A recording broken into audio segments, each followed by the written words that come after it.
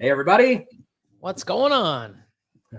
So first, everybody forgive me. This is my first time in the StreamYard thing, working this thing. And the other surprise is Billy doesn't really have a clue on what we're doing tonight. So welcome to the new series, everybody. This is going to be called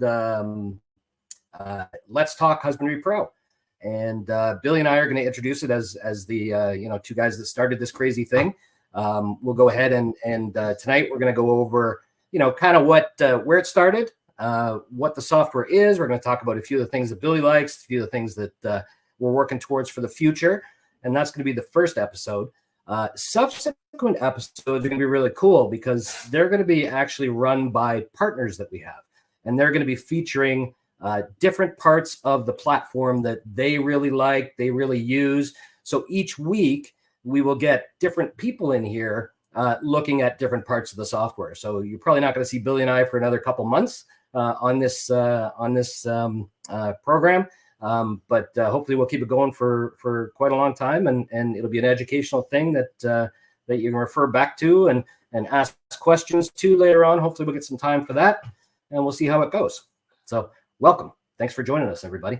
So let's start. Billy probably tells this part of the story better than most. How did we start? How did this thing go for you? How do you see how it started? What do you mean? How I reached out to you, or how? Yeah, how we got in line for this thing. How it started.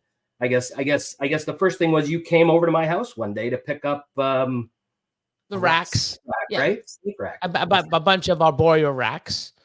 And right, then, exactly. We briefly talked, and I've seen you around. We really met, right? That was the first time we really, or no, we met at the shows before. We met at the show a long time ago. Right? Yeah. But it's at that point, I'm like, yeah, you look sort of familiar, and it's like, yeah, remember this person? I used to work there, and I'm like, oh yeah, okay, yeah, small world, and then I reached out maybe a year or so later, inquiring to buy the reptile classifieds or Canada classifieds.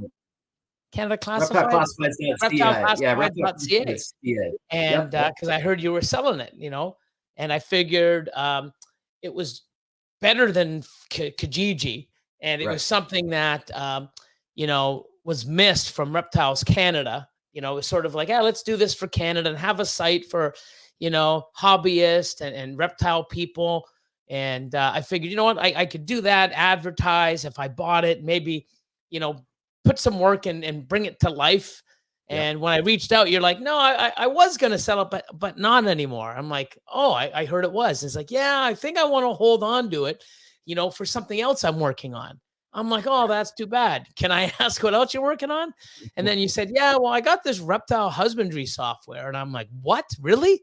Okay, tell me more.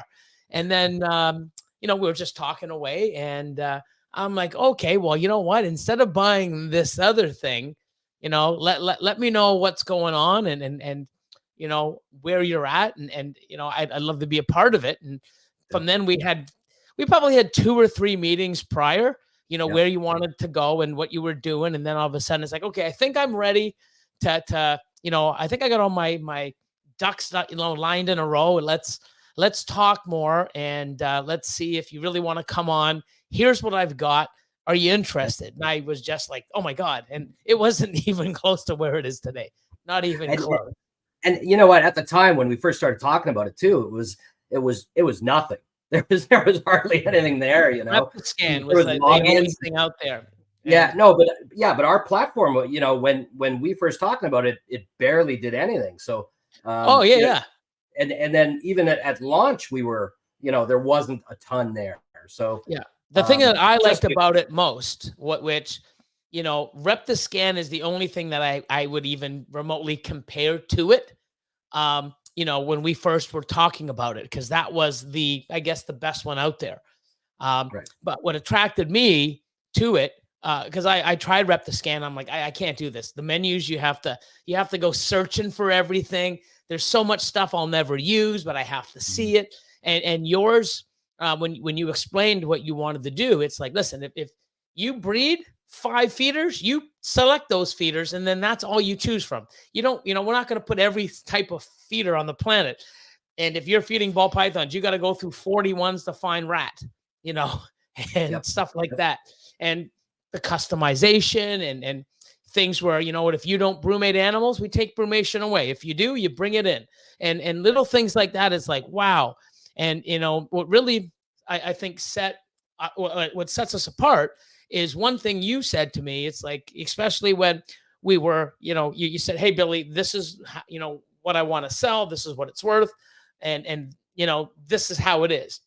You basically said for the first, I think 2 or 3 years, everything we make is going to go back in, because we're not just going to say, here you go, guys, this is what you got. Hope you like it, and let it go. And that was another thing to me that was really great, because everything gets better. Software, you know, electronics, you name it, you know, everything gets better. And if we just put a product out and here you go, guys, like everyone else did, you know, once in a blue moon, they do an update that basically does nothing. Like it just keeps it moving again, gives it a little bit more of a heartbeat. And one thing, especially now, I think we're going on 3.5, 4 years now since we launched this. You know, this thing has changed. It gets fixed. Something goes down, we're on it. You know, it's an amazing community-based app that people say, hey, I would like to do this, or hey, and it's built this way and as good as it is because of the users. You know, not only their feedback, their feedback and their ideas, and it's great. Yeah, and that's what it's about. It's really about community driven, and that's where we're going. You know, we take feedback from everybody. We, you know, everything that is brought to us, we listen to. We kind of go, hey, is you know, this going to be a feature for everybody, or is this just going to be a feature for the Billies of the world, right? Who have these massive collections. But, you know, to your point is when we started this too, it was just me programming it, right? And then, you know, today we have 4 full-time developers. They don't allow me to touch the code anymore because they're scared I'm going to break it. And then, you know, we have Zach, our business development manager. We have Christy, who is our social media manager. You know, and we really, it's a you know, full-fledged SaaS now, software as a service product that isn't going anywhere. And you know, we're fully, you know, every dime that we make goes right back in and more, right? It's you know, as it grows, right, we just see the need for, you know, the staff situation is, you know, it just takes more people to run this beast, right? It's just, and as we continue to grow, we look at other avenues that we can add that aren't necessarily just to, you know, I know the ball python people are real happy with everything that we're doing, but, you know, we're trying to get to everybody, and we're really focusing on the growth in all the different places. And you know what, now about it too is it's not just for ball pythons, right? You know, it's and I'm glad, because there's so many different species that I'm using now and that I want to get in the future, that it's like, oh, now I got to do everything else old school on paper or Excel or you know, numbers, spreadsheets. And but Husbandry.Pro for my ball pythons is amazing.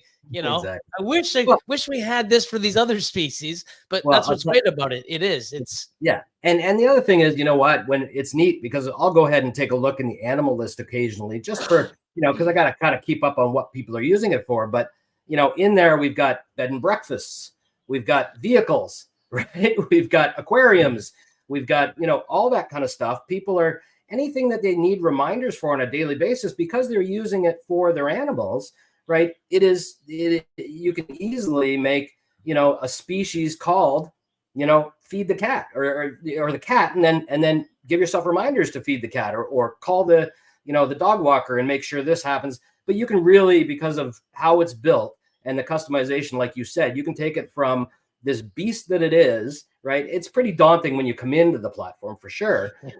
But you can go to your menus and turn everything off, and then just not use part of it, or customize everything to what you need. But so for this year too is, you know, something else wanted to touch on was, you know, we've gotten out into the community too.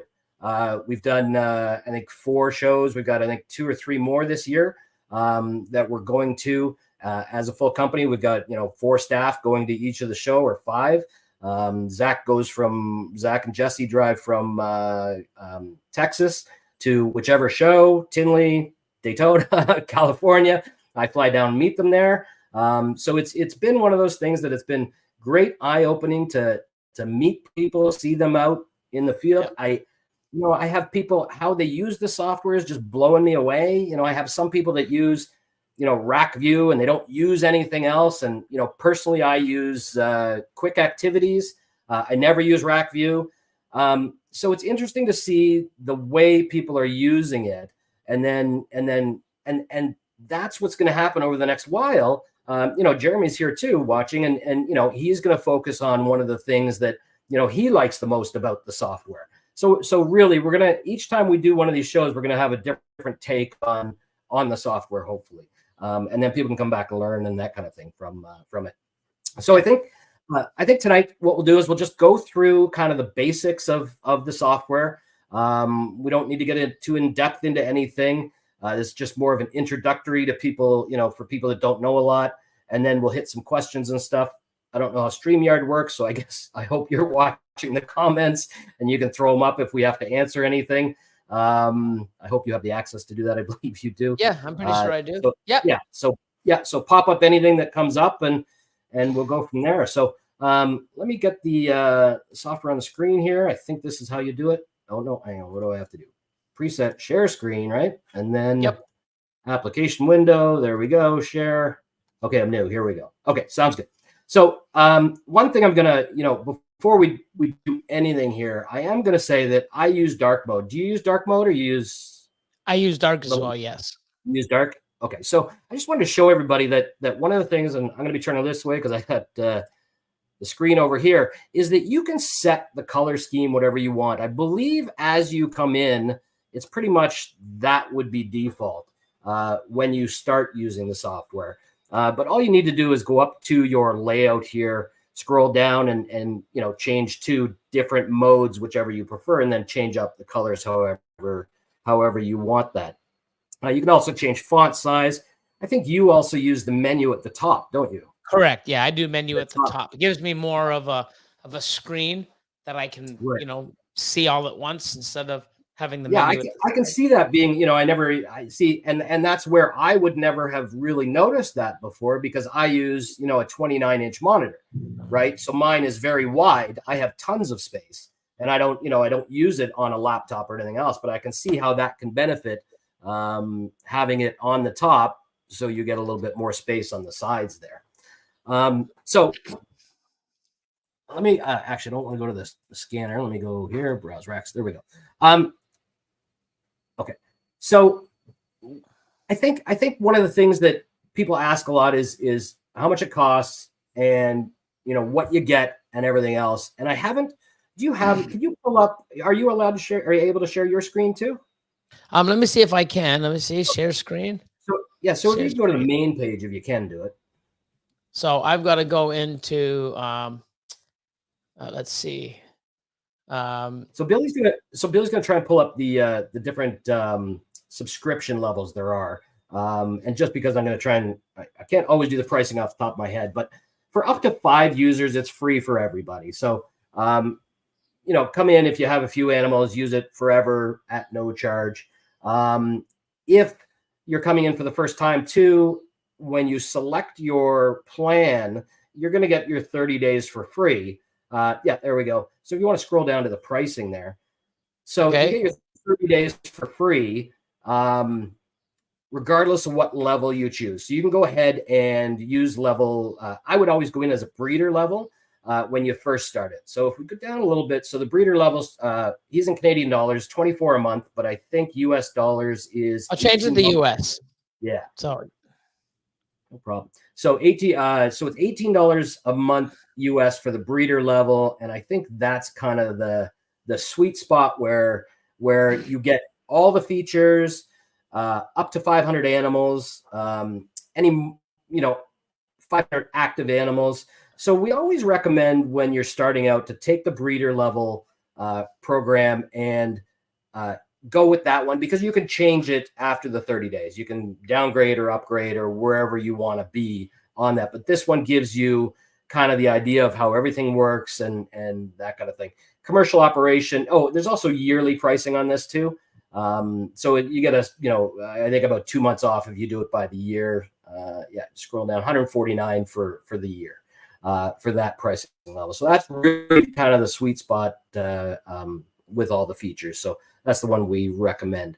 Okay, so we'll go back to my screen here. How do we pop that one? We just add to stage. So I basically I was able to do it. Like We're good. Yeah. Okay, so I'm going to switch back to dark mode so that I'm kind of used to things here.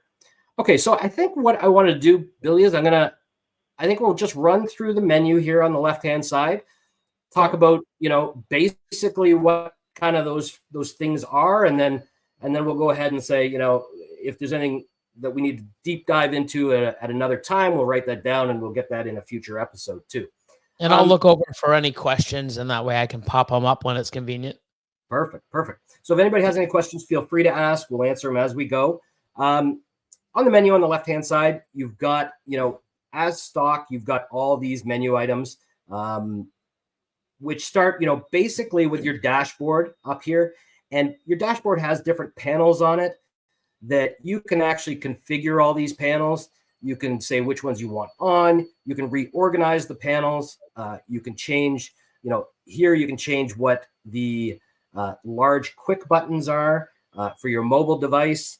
Here are the default panels that you can do for the front page. You can move these around by doing that. You can turn them on and off. Okay, so you can really customize what you want your dashboard to look like, and it'll change all these items here. And then at the bottom here, it has, really what the software is. It's all about tracking, activities and things like that. So it does give you all your last activities that you've done right there on the home page. You can also have a bottom bar on this if you want, and you can also have the big bar buttons right in the center if you want when you're clicking on it. And you can make those active for your mobile device or web. And actually, before I go too much farther, it is available on iOS. It is available on Android, on the App Store, and on the Google Play Store. And anybody that's watching, if you love it, please go give it a 5-star review because we can really use the reviews on that. Because it's web-based, it can be used on an iPad. It can be used on really anything you can access the internet with. Yeah. You also don't necessarily need to use the app on your phone. You can actually just use a browser on your phone. So you're not stuck to using the app. However, the app does have, I call it does the heavy lifting, right? So the system itself does have a QR scanner built in. So you can scan, with a laptop, with a tablet, using a browser. But if you use the actual apps, anytime we invoke the QR scanner or we invoke push notifications, things like that, those are all taken over by the actual app, your phone parts instead of the web. And the reason we do that is for speed and everything else. So it allows us to change small things quickly. So if you find a bug, and it happens, and it's such a huge dynamic system, and really we find bugs, occasionally on things that we're told about that have been there for 2 or 3 years because people don't necessarily use it, or somebody uses it in a completely different way than it was intended. And that kind of stuff is with every software, and that's why there are updates. But the way our platform is built, it allows us to go in, make a change to the code, and then it's live in everybody's app. So you're not waiting, if there's a bug in the app, you're not waiting 3-6 months or anything like that. So it's kind of an immediate fix, and it gets pushed live right away. So I just wanted to make sure that everybody understands, if there is something that you see, just open a ticket and we'll act on it right away. So I'll just jump back to this. So the dashboard is your main place that you get a quick snapshot of everything that you see there.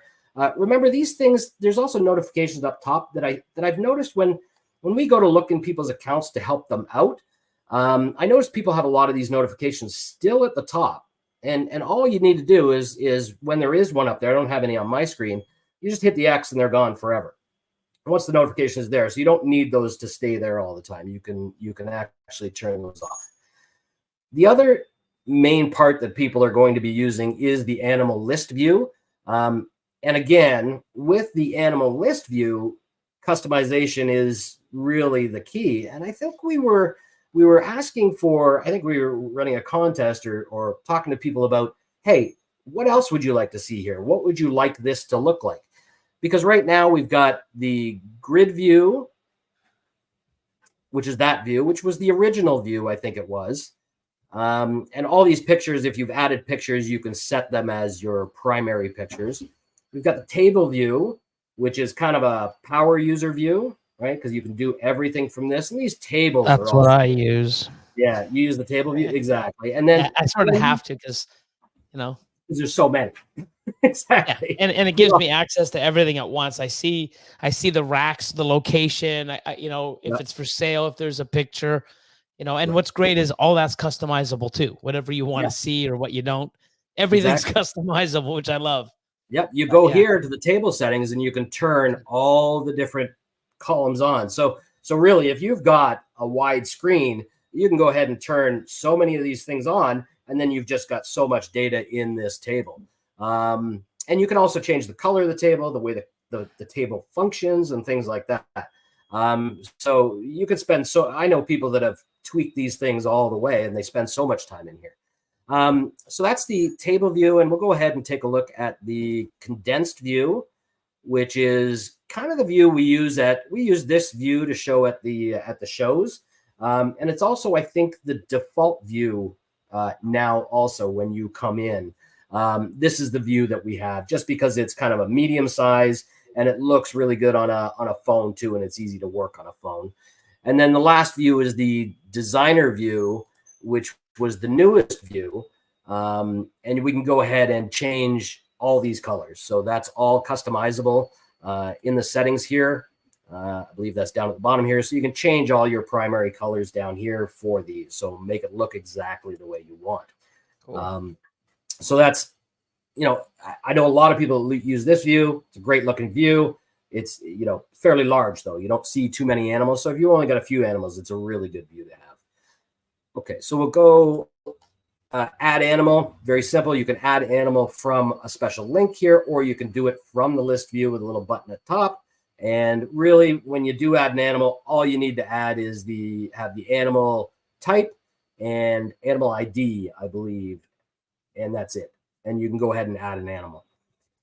Quick activities. This is the one that I use all the time. The other reason I use this one actually is, do you use a handheld scanner or do you use your phone scanner when you scan? Cell phone. I have both, but I use the phone. Just because it's easy and it's right there. I use one of these, right? And it's a Bluetooth, 2D scanner, and you just point it and bam. And you can move this between your laptop and your phone or whatever. So it's not married to a device. You can just, turn it on any device and go ahead and scan with that thing. So we're also working on some really sophisticated QR code flow codes that are using these type of scanners or the other scanner. They'll just be a little clunkier with the scanner that you use. But with the scanner, you can go ahead and just scan your animals. And when you scan an animal, it will pop up in the top here as the animal that are coming or that you're going to be working or that you've selected. So they all pop up in the top here as you select them or as you scan them, either way. Browse activities, again, it's back to, this is what it's all about. It's all about the record keeping, so you can look at them. Your feedings due, right there. It's what is due to be fed. You can print out lists. You can, organize. I know we can do reports from here that show you, that group based on the feeders and or the rack. It kind of depends on how you want your reports to come out, on how you want that information presented. So we do that also. And then the animal follicles, which a lot of people, if you're recording follicles, you can go ahead and record your follicles, and that will be in that portion there. So that's the animal tab. which part do you use on it? You use your animal list for the most part, and you also record your follicles on this too, right? Correct. So, right. But when I do the follicles, I don't really use it from here. I use it from the breeding plan. Right. So, right. So what I do, and an amazing feature, if you go to breeding plan, okay, yep. and go to breeding plans. Do we have one in here? Yes, we do. So just pick one. Yep. So say for example, so go view. Yep. So one thing is, and it's been amazing. See, I don't have, this one isn't as complete as yours. You have if you want to pop yours up. Oh, yeah. So, so this is what's really cool because this actually works really well. So let me open up a screen, go to HP. Hold on. This is going to get me in the wrong one. Here we go. Info, use password. Hold on. And while he's looking for that, I just want to say that you can build breeding plans, multiple breeding plans. You set start dates for your females so that the recording of the follicles and that kind of thing are from a certain date on a certain plan. And now you can actually even set this up for multiple species or interspecies breeding. So people have asked us that they wanted to breed 2 different species. How do I get that onto a plan? So we actually added the ability to do that too. Okay, so here we go. Ready? So I'm going to share screen. So my dashboard, share. Okay, so this is how mine looks. I just have breeding plan rack, and then I even have all my little stuff in my calendar, Husbandry.Pro, Patreon stuff. And today we just did a whole bunch of follicular, development. Yep. So ultrasounding. So we got a couple that are, very happy with. So what I do is I go to my breeding plan. So once we scan the animal with the ultrasound and put it in, okay, that trips people. That trips people up a lot of the time when they go to the. You have something in the search field there, don't you? No. So hold on. So now active. Yeah, people just need to remember too, if they have something in the search fields, then it's not going to show, what you're really looking for. So you need to clear those search fields all the time. So here's my breeding plan here. Okay. So all this tells me the follicle size and stuff. So what I like is this here up at the top. It says not in plan. So right now, I do not pair my females unless they are 11 or 12 millimeters and higher. I don't put them to a male, even though I sort of know what male I want her to go to. I don't put a female on my list until she's ready to breed, because I used to do that. And a lot of times I'm like, okay, this female's going to these 4 females, or this male's going to these 4 females, this one here. And he's not ready, or she's not ready, or it just, didn't work out. So what I like to do now is if I go to not in plan, I put females that are 1,200 grams, and you can change this, the weight, and I put a follicle size 11. Okay. And then I hit filter, and it gives me my follicle size right here. So now I have 17 females that are with the parameters that I want, over 1,200 grams and follicle size of over 11. 17 females. Well, this one here, this super Enchi pastel yellow belly to the super, that's the descriptor. It's not the animal. So yeah. So, but she's been paired. So see how she's 42? But for some reason, I don't know why, unless Austin has a secret pairing that he didn't put in. So same here. This is a breeding loan that I have. So right now, if we take those 2 off, I have a yellow belly double het dream, a Mojave Freeway, all this stuff, a yellow belly pied, 50% monsoon, all this stuff here. Now I can sit there and go, okay, we need to put these animals on a plan. Right. And what's great about this is now I can just take it and then I can say, okay, here's one animal. Where do I go? And then I can type in here, say it's an asphalt het pied. I want to go here and type in asphalt pied or freeway pied, and it'll bring up that male. And then I can say, hey, well, right now there's only 2 pairings. Okay, so I can add it. When you get to some animals that I have like 40 or, well, not 40, but I have a bunch of females already to a male, I might look at it and go, well, that's the male that I wanted to do, but he's busy with 5 females right now. What's option 2? Right. So it's great that I can go to my breeding plan at any time. And with what all the ultrasounding that Austin did today, now I know I have 15 more females that have to be paired with a male. So now what we'll do is we'll probably do that tomorrow or Saturday. We'll sit on the couch. I get on the laptop. He gets on his. It's like, okay, what's the first female? This one here. Okay, you know what? Oh, let's do this. Oh, the male's busy. Okay, what's the next one? Okay, let's do this. And then all we do is we put her in under the male, save, and now she's on the breeding plan.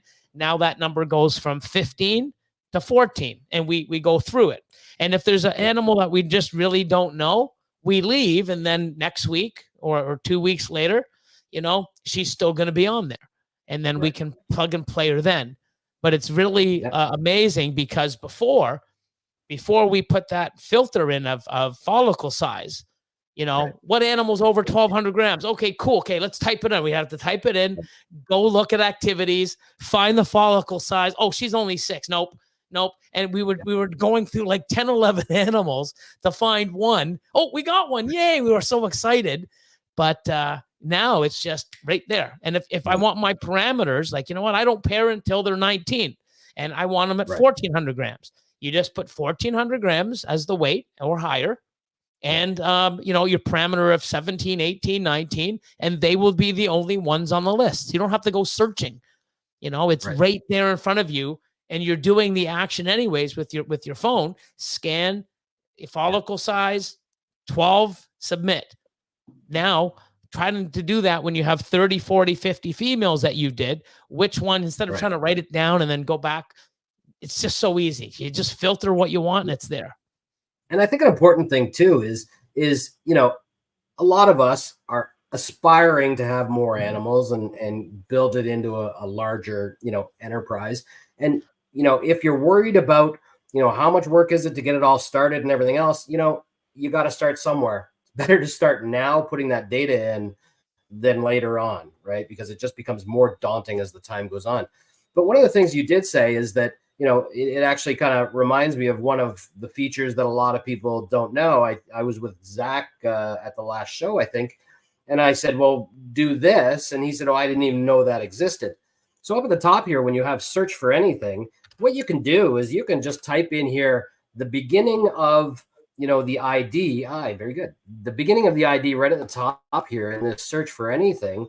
We'll go ahead and BP0, and it's going to bring up all the animals that have that ID, but it's going to show them in more than one place, right? It's going to show them, well, here are the animals, and here are the, you know, incubation, here's the breeding plan, you know. So if I narrowed this down a little more, it would make a little more sense, right? I didn't realize this either, but what's great for me is when I found an animal that laid, and we thought something was really funky going on, and then we see it and we're like, oh my God, look at half the babies. I think there's something.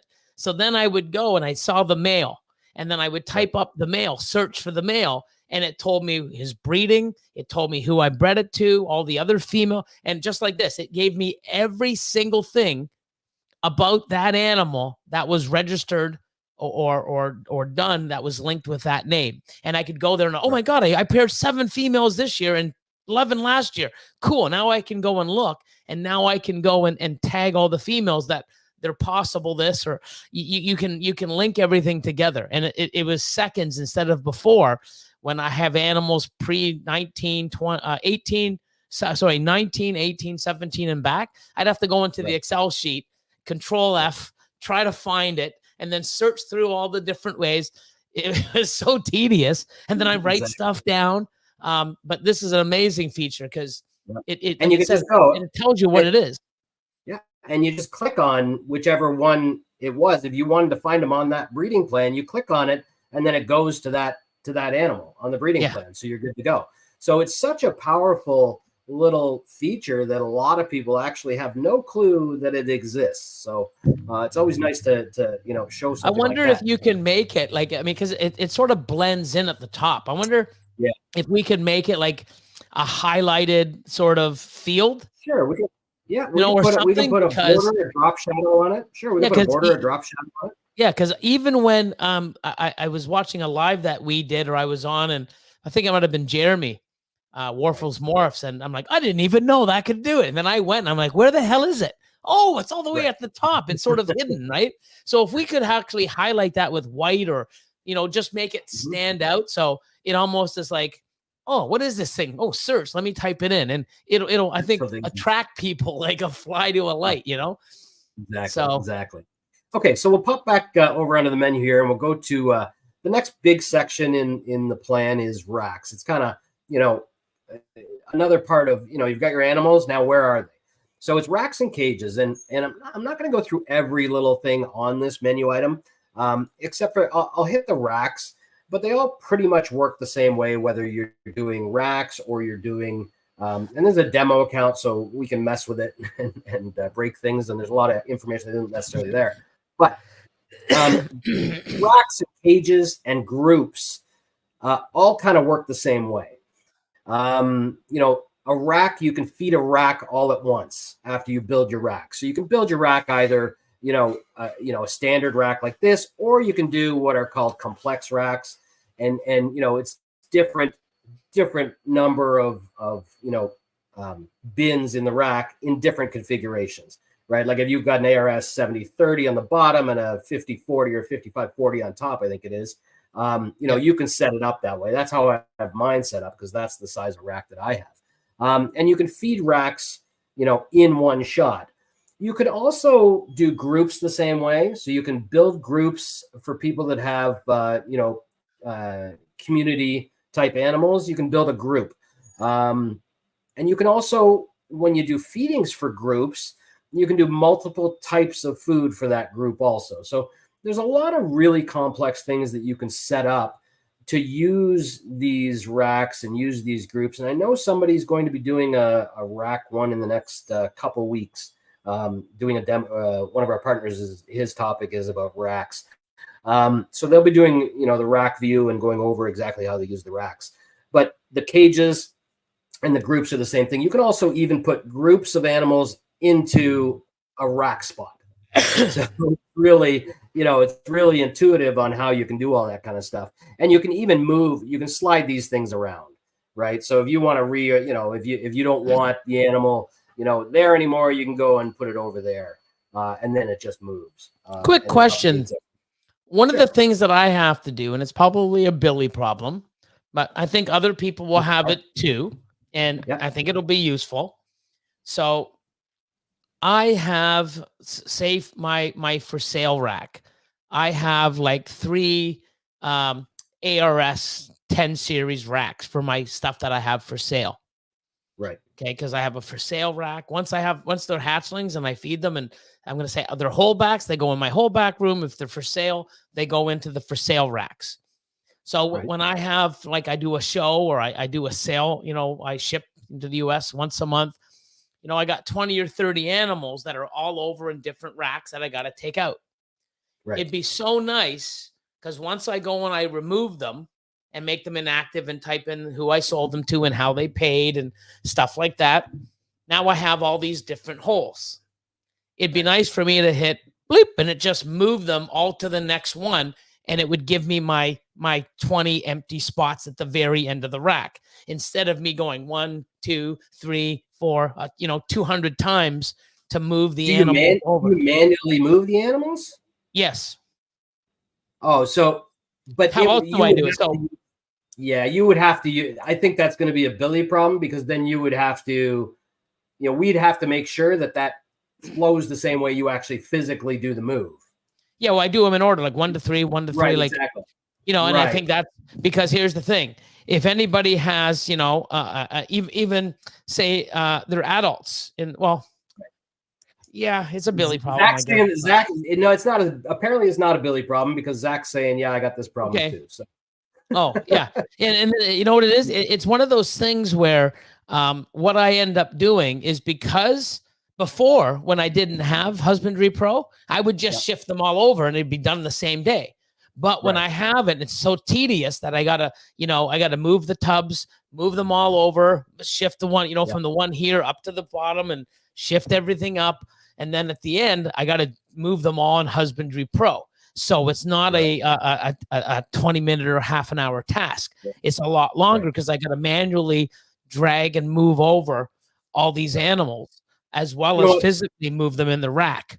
So, I'm gonna say this to everybody that's watching: if that is something that is a problem for you too, send me some spec. Send me how you envision that working, and we'll figure it out. But I just realized, this is why I love these kind of things too, Billy, is that I'm looking at this page right now and I'm thinking the Billy problems, where you have how many racks running sideways right now on this page, right? So you're scrolling to the side. Well, why don't we make tabs up here for each rack? So when you click it, it's focused on this page, right?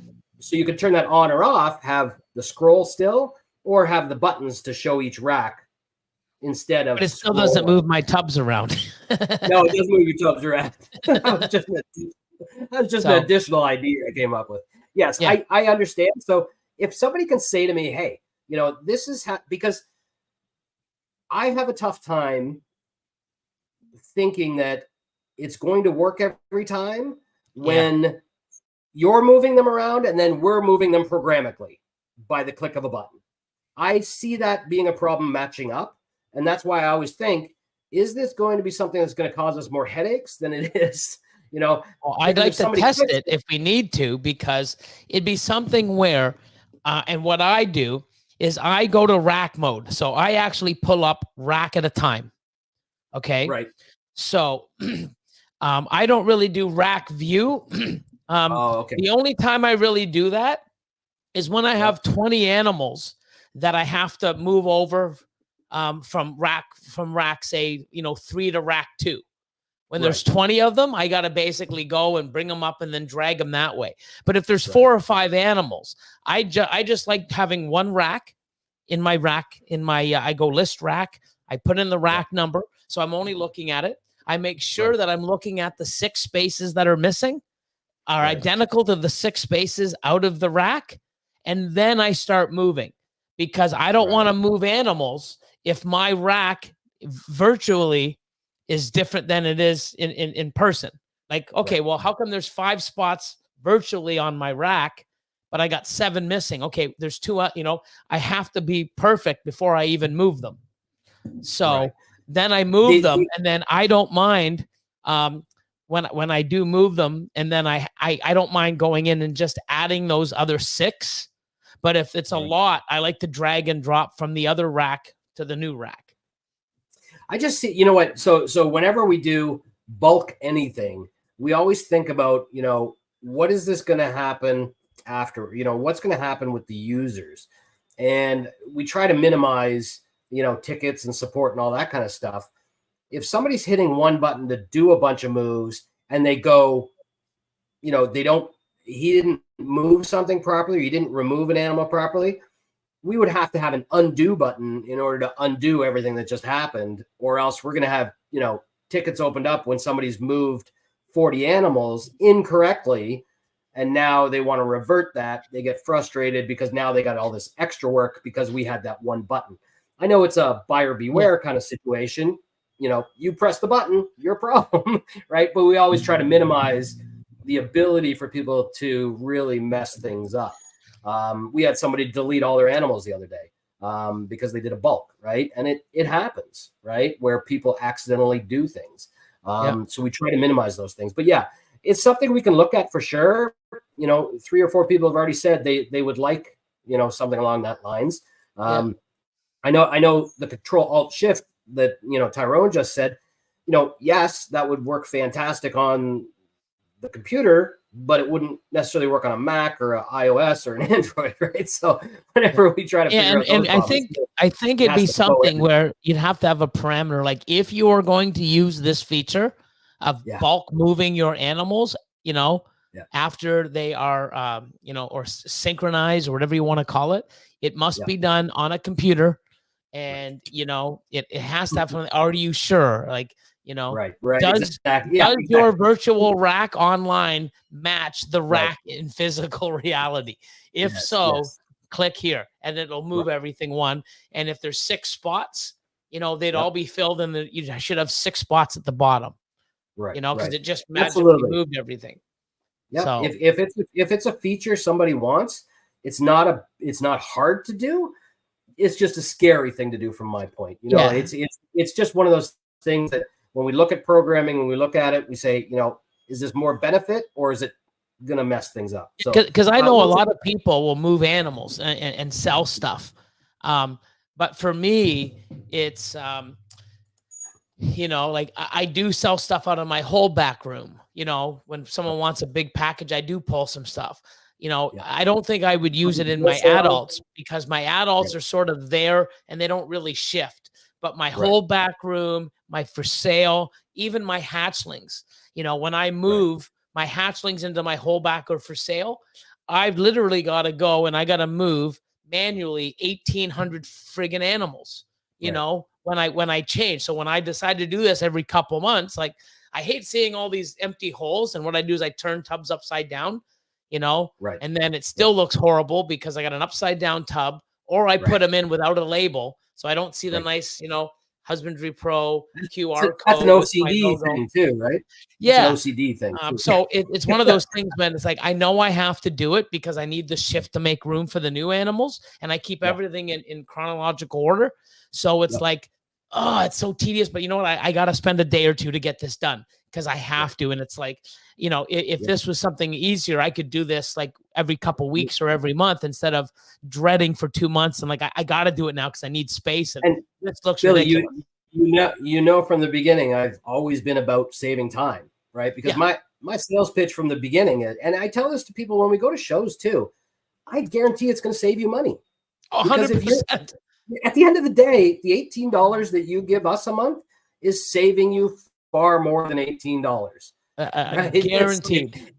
The time and everything else. So, okay. So we'll move on now to feeders. Again, it's just setting up your feeders. It's, something that if you're going to use the system, a lot of people don't even use, feeding activities. I don't think you necessarily use feeding activities. No. A lot of the medium to smaller breeders do use feeding activities.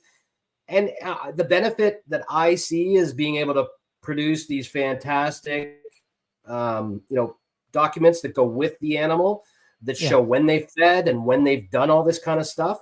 The shows when we've been going to them, I ask people, what is it feeding? And to hear people say, I have no idea when they've bought something from somebody at a show, right, that they didn't have at least some basic information. It's an issue. So we just want everybody to kind of up their game is what we're looking at. I really like this feature. I mean, I used to do it and then I'm like, okay, you know what?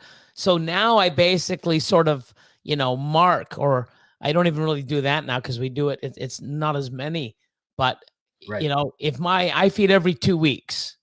So, I sort of know. I know when I last fed. So I've had a show, it's like, hey, when did you last feed? Well, I didn't feed this Thursday because of the fact that there's a show, right? Right.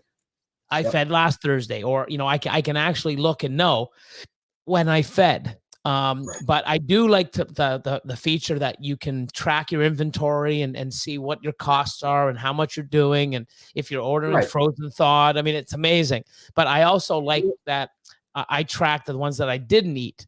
So that way, the ones that I didn't eat are, in my collection right now. I think I might have, 30 animals that didn't eat for some reason out of thousands, So for me to type in and do it, even though it's quick, I don't really need it. So for myself, I like to know that if I really want to do this, here's how I do it, and it's there for me. And if I don't, so I get to choose, with the option. But I think it's great for people to know, to track what they're spending, what they're doing, what ate and what didn't, especially for people that are up and coming.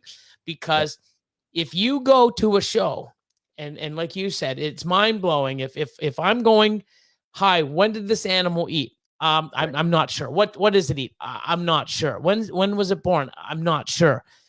What the hell are you sure about? Oh, I'm sure about the price. Okay, are you sure?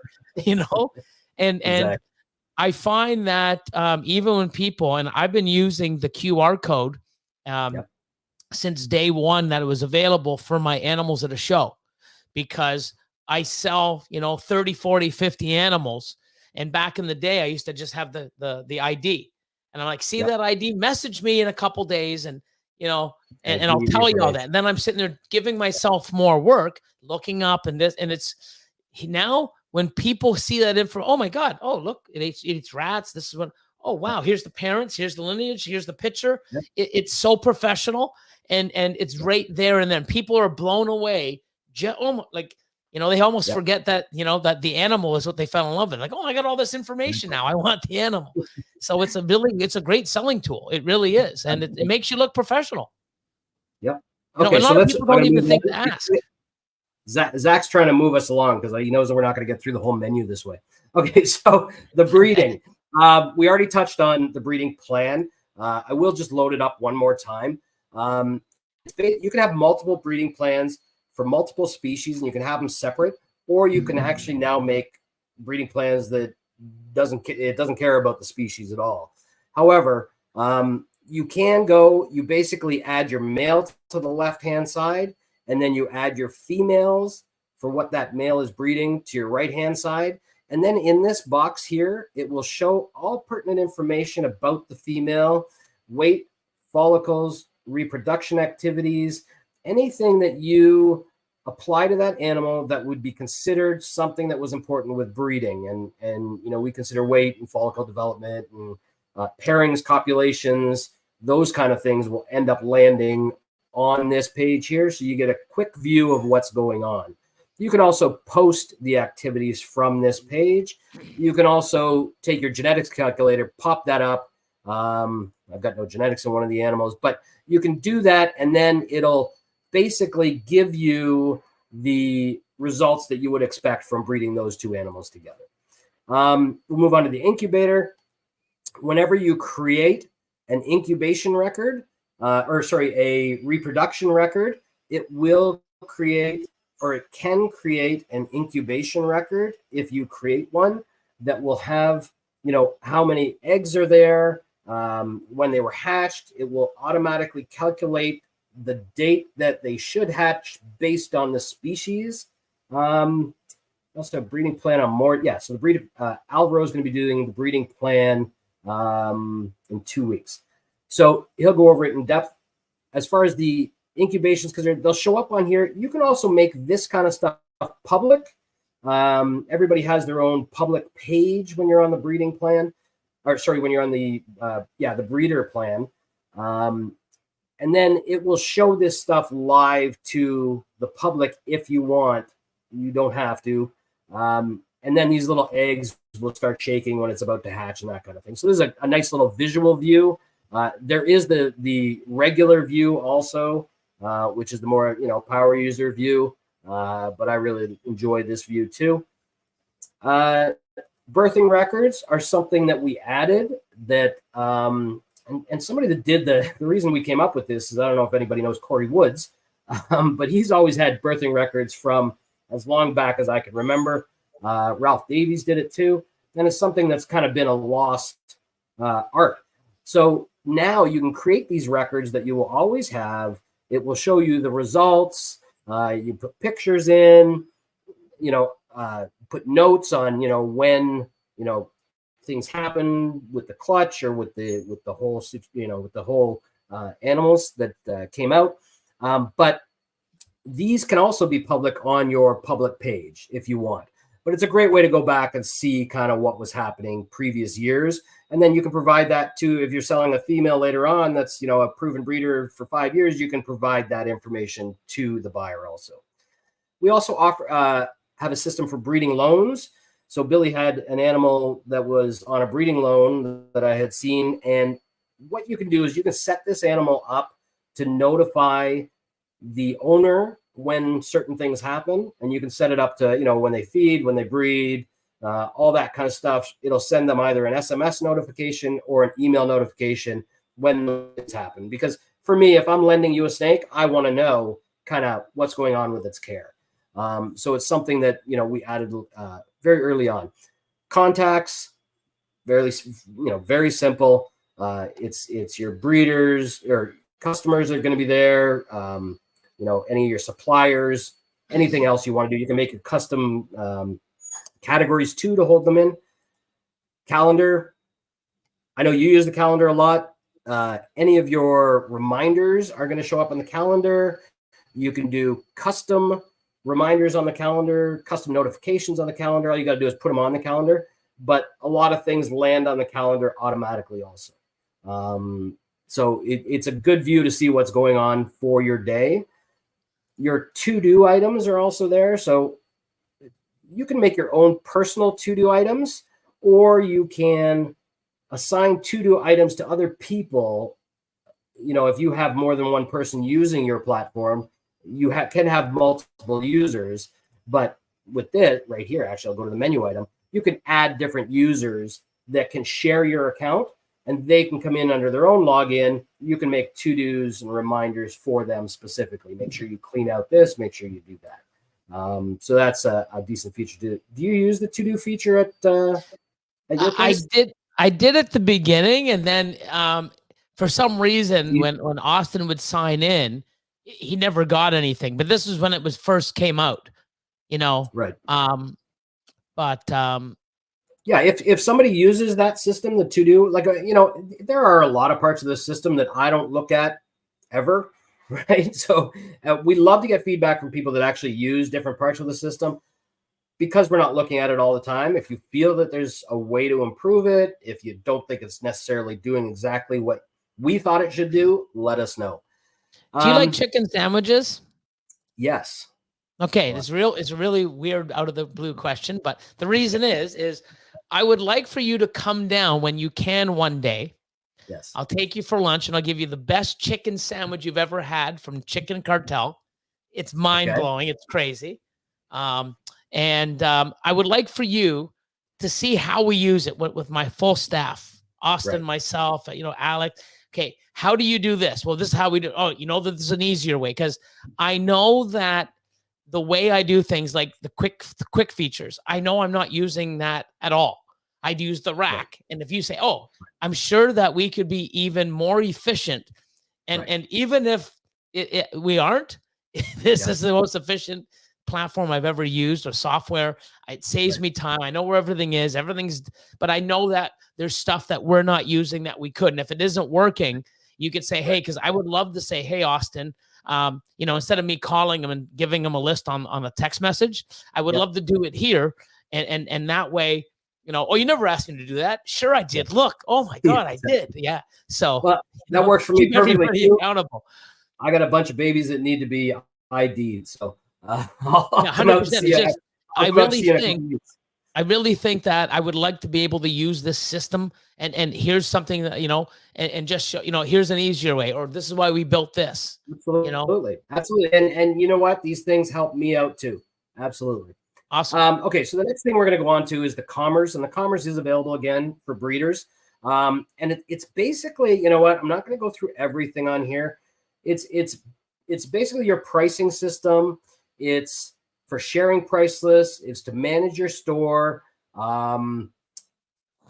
invoicing, customer management. You can share your animal details, all that kind of stuff.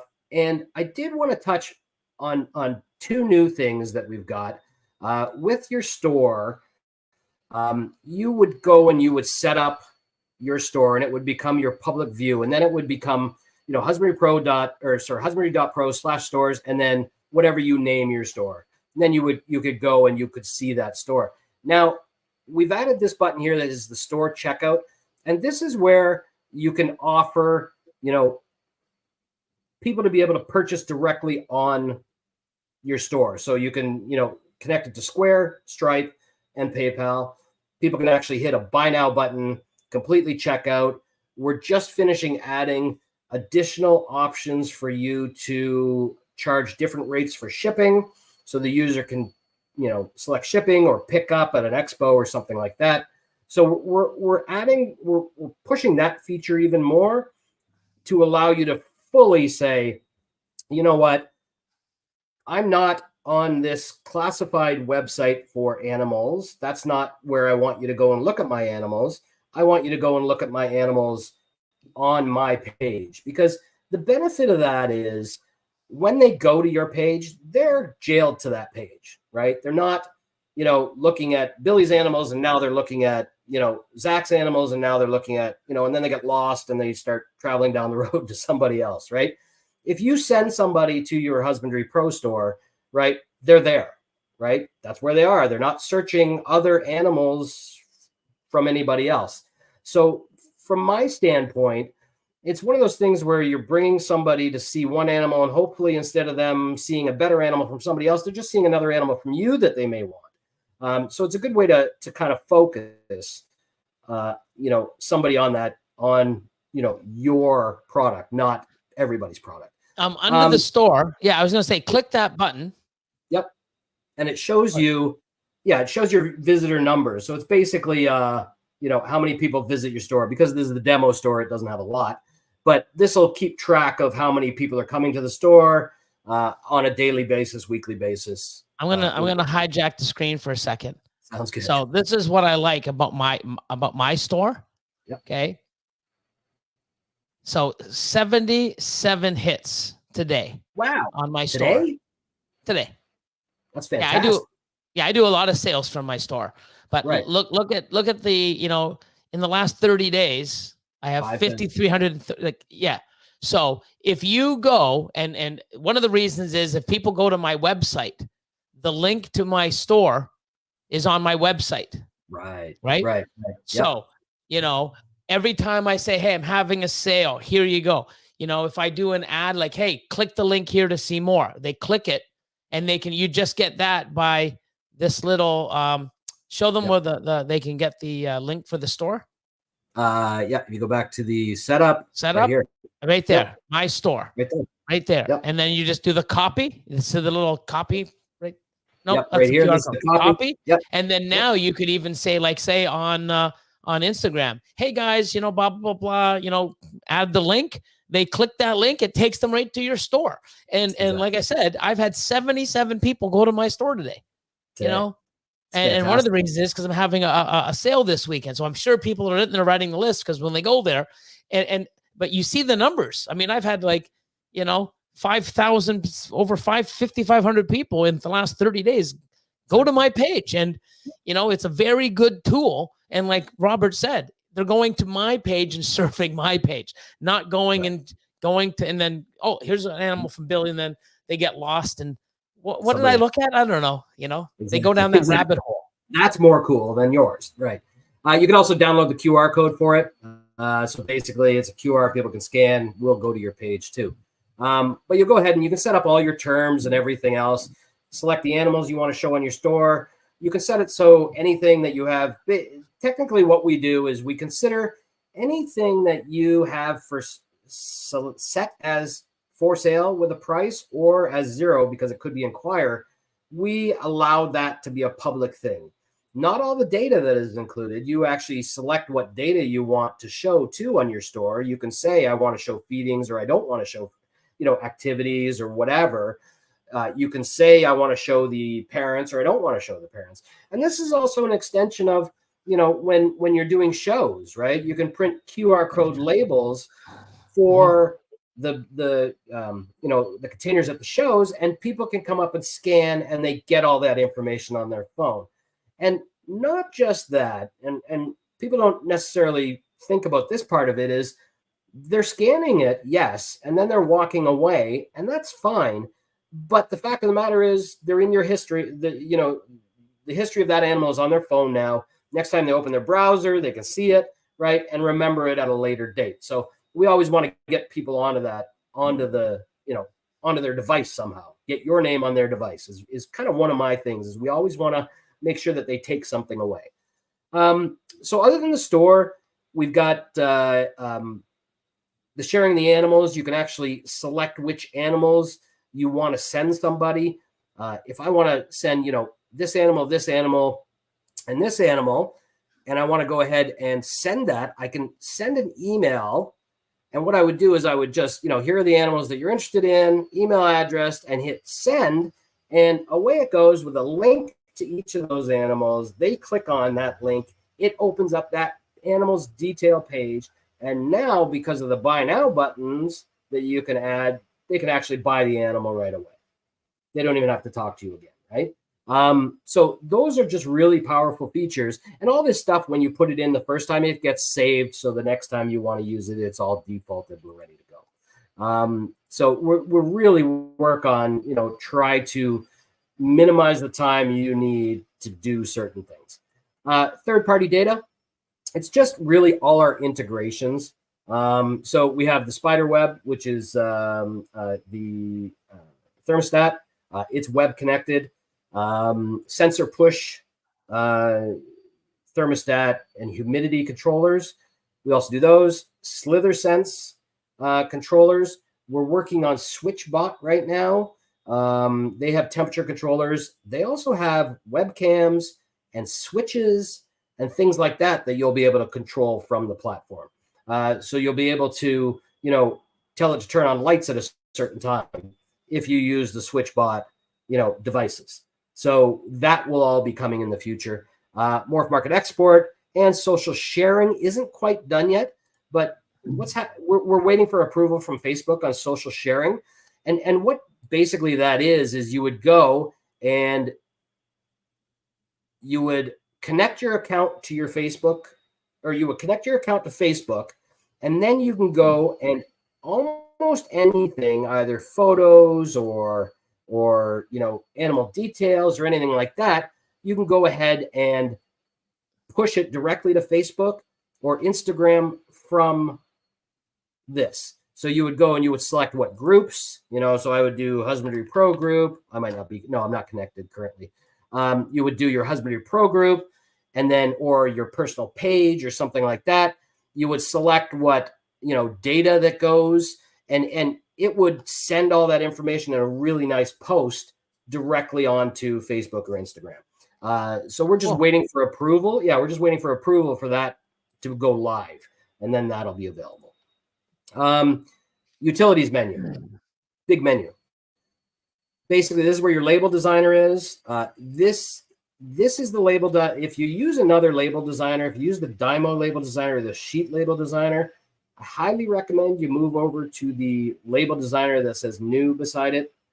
It does it all, right? You don't need to use the other ones. If you have the other ones set up, we're leaving them there, but we really encourage people to use this system, because everything is now flowing through this system. Whatever kind of label you're going to print, whether it be for shows, whether it be cage cards, whether it be incubation labels. People ask me about incubation labels all the time. Just go to your incubation record and you can print a label that goes right on the tub from there.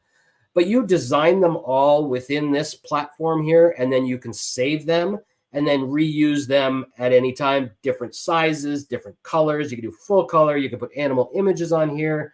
You can do really whatever you want. And I'm sure somebody's going to go through the whole label process, one of our partners, over the next few weeks. Custom genetics. Our platform's built to be used however you want. So you can do custom animals, custom genetics. You can add all of that, or you can use the stock ones that we have. You can transfer animals. You can import a reptile scan import. So if you currently use reptile scan, you can import that way. Or if you use other spreadsheets, you can import your animals fairly easily. again, garbage in, garbage out, right? Depends on how good your initial data is. Right now, we're working on an extremely large data set for somebody that uses an old software called Degei, Degei. DGEI, yeah. It's a 25-year-old or so software. This individual has 31,000 animals. Oh my Lord. All geckos. And we will be importing that. We're about to do the import, and it's one of those things that it can be done by somebody, but we're spending a few hours to get it done for him, just because there's so much there, and it's nobody's ever done an import of that size. But as of in another week and a half, that will be a normal occurrence, because we have several other larger breeders that want to come on board, and it's just one of those things that, hey guys, we don't want to put all this data in ourselves, so we have to kind of get it manipulated a little bit before it comes in. But it's something that, if you're familiar with spreadsheets and things like that, it becomes fairly easy to get set up. Custom import, export, that's the, importing and exporting.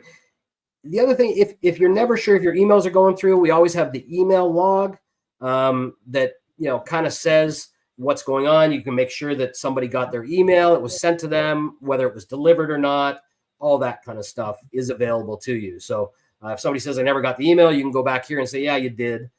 Because what that comes from our email transporter, it's just in their spam or somewhere else, or it's been filtered at some point by them. Where were we at? We went to utility settings.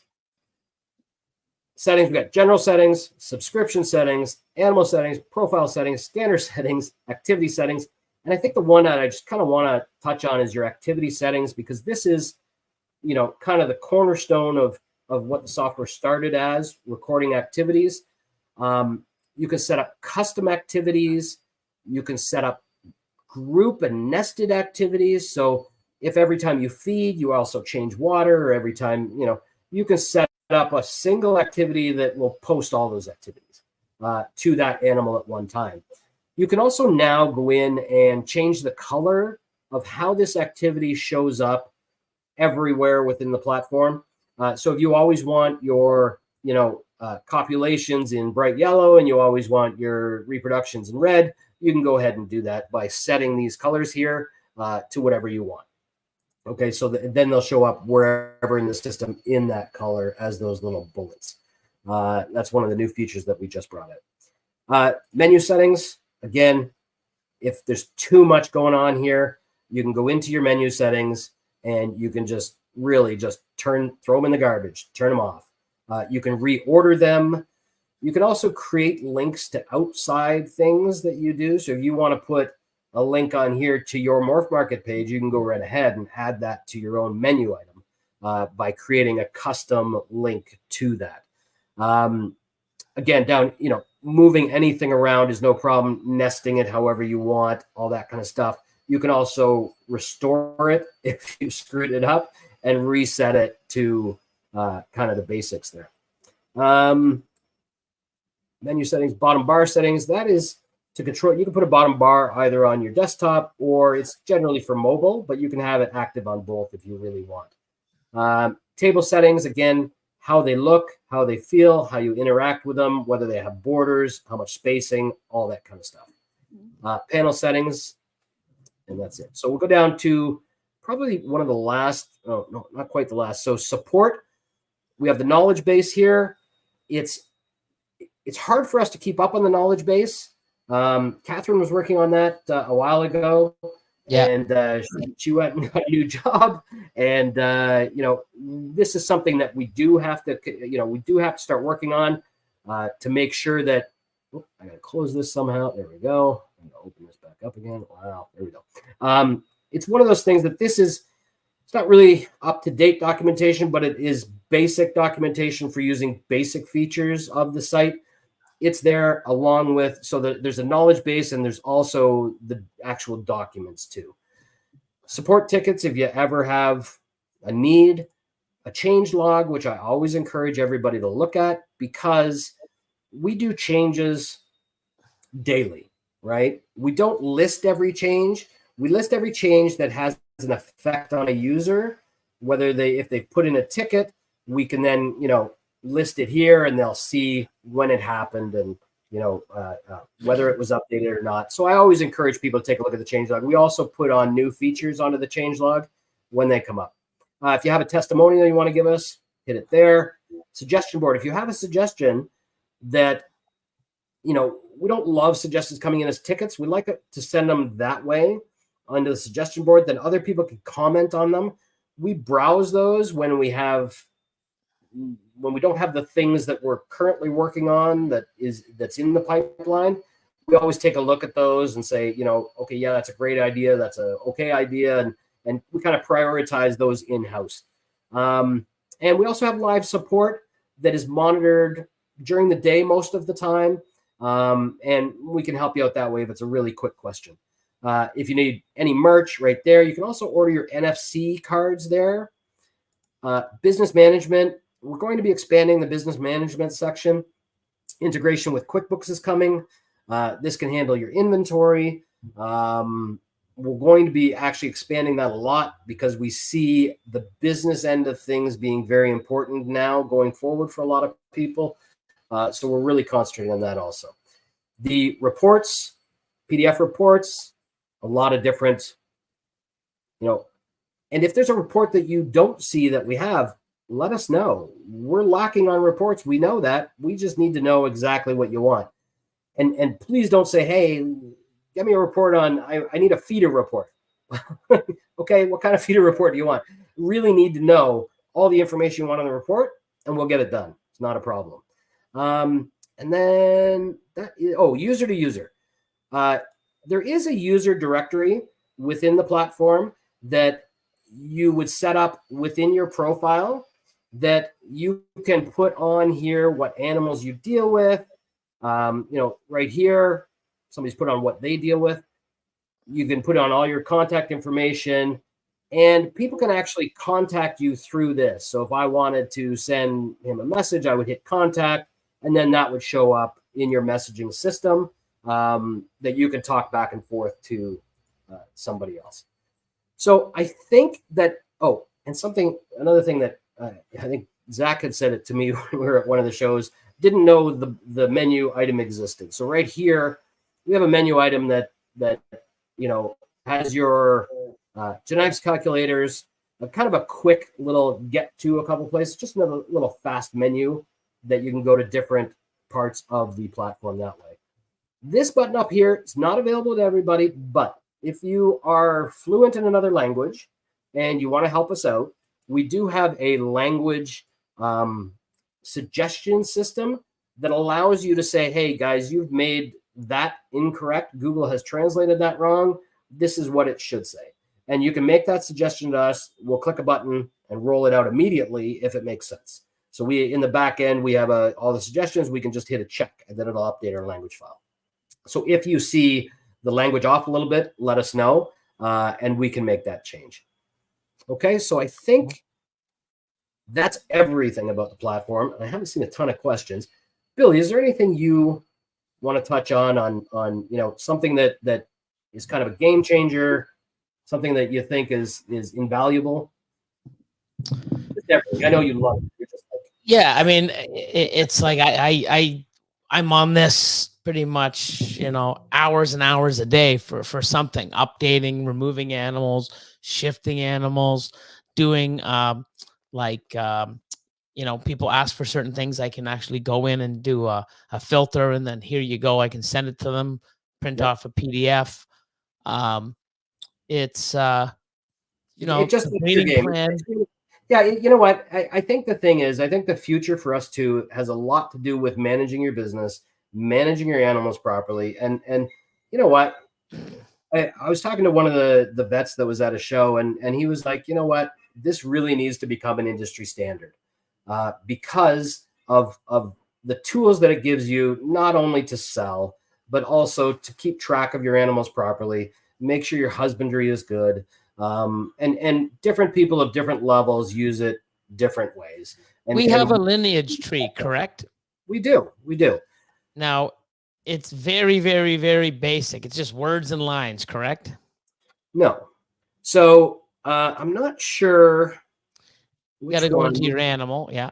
Yep. So every animal has a lineage tree. I don't know how much I have set up here. Let me take a look here. So I'll have to find something that is, okay, so these guys might have lineage trees. Okay, so we'll take a look here. And then you can go ahead and click your lineage tree there. And there it is. So because I've only got the one generation here, it just has the two parents in this. You can also select what you want to show up on this table. Okay. And then you can export the PDF. Can you add a photo?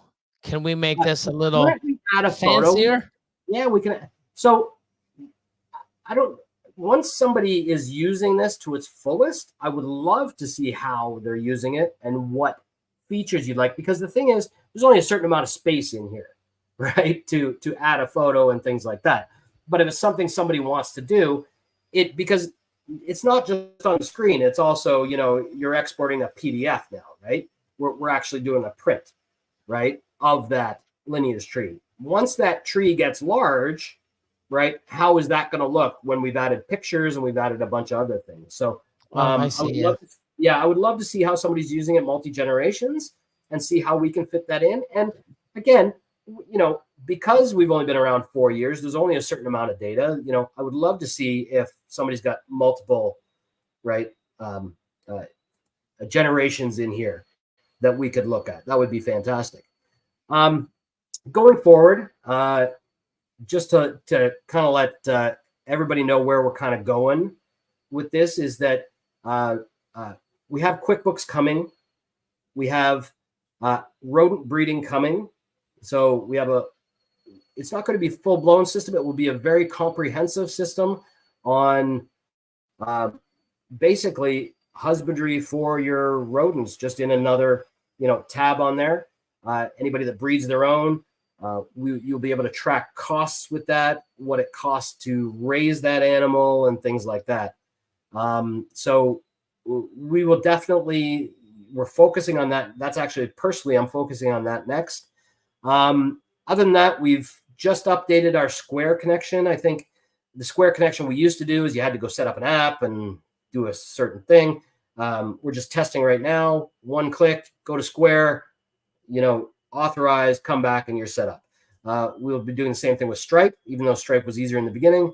And PayPal, you just put your information in there. But, the breeding, the show features that we've got coming for people that go to shows and sell that way, we've got a lot of new features coming there.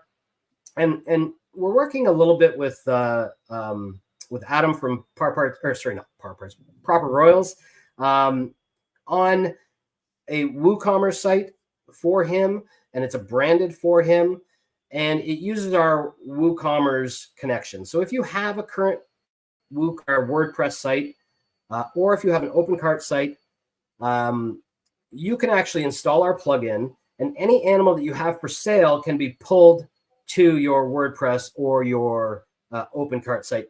We do have a Shopify one also, but due to Shopify's terms and services of not allowing exotic animal sales and some of the stores that were cut out recently, we've decided to shelf that and not concentrate on the Shopify plugin. But we do have the OpenCart and WordPress plugins. So if anybody needs a plugin for a different platform, we're open for that too. And I know you have WordPress. You use WordPress, don't you, Billy? Yeah, WooCommerce, WordPress. Yeah, exactly. Yeah, right. I definitely want to sit down. When you come down, I'll show you my website, and then I'll have you guys take it over and manage it and see what I can, we'll plug in. We'll plug in our thing there, because really it doesn't change your platform. All it does is pull the animals, make products out of them. And then if somebody buys something on your website, it actually notifies Husbandry.Pro and marks it sold within your platform, right? Amazing. So it actually takes it off your public and it marks it sold. That happens, and it sends you a notification on your phone too, right? So we've really, that's a focus of it too, is giving sellers extra ways to sell stuff. Yeah, exactly. But we're using Square. We're using Square as a payment processor only, right? We're not actually using Square to hold any animal data. So Square doesn't care if you sell if you take a transaction. That's not their business. Their business is not to decide which transactions they allow. Their business is, if you're using their Square website, right? Yes, they care what's on the Square website or in their inventory system. We don't even use that. You're just using them as the payment processor, just like you would use Moneris or, any other payment processor. They don't care about what you're selling, right? We're just doing the transaction. Transaction handle, or it happens.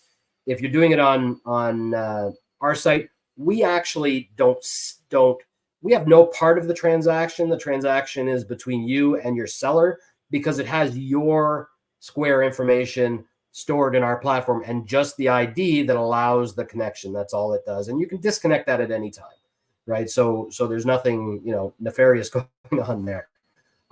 So it's a really good feature, and probably the easiest way to sell that way with that connection. Yes. Okay. So if there's any other questions, if there aren't any questions, fantastic. It was a good 90 minutes that I kind of wanted to hit, somewhere between 90 minutes and 2 hours. I don't see any, so I think we're good, Billy. Yeah. We've done our intro. Okay, so join us every week. Zach, you're here. So if you can do you know what's next week? I think you said Alvaro's in next week. Oh, no, you're here next week, right? Yeah, I know. Next week I'll be showing a system with co-host Holly from Texoma. That's going to be when he was referring to the system. It was the enhanced designer, right, of the label, not the designer. Okay, cool. Okay, awesome. So Zach, what time is that at? Just so we put it on this one. Is that on Tuesday or Thursday? Are we at the same time? I'm not even sure.